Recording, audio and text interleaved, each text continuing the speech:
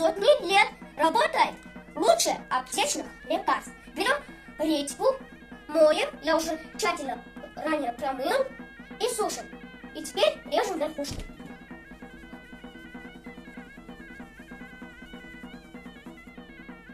Друзья, верхушку я порезал, и сейчас будем убирать мякоть так, чтобы стебли оставались толстыми. Ну, примерно 2 сантиметра. Друзья, вот так я убрал мякоть, смотрите. И сейчас полностью наполняем медом.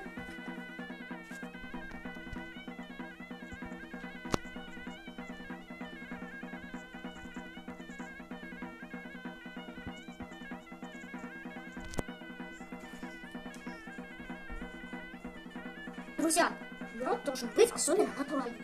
И еще хотел, друзья, сказать, как ваши дела, как ваше здоровье, чем занимаетесь? У меня ничего, альхамдулилля. Правда, еще кашляю, но пусть меня Аллах исцелит. И вас тоже. Делайте за меня дуа, и я за вас буду делать.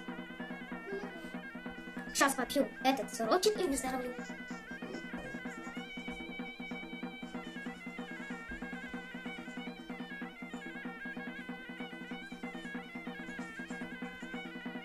Так, редьку я наполнил медом, и сейчас будем класть в глубокую посуду.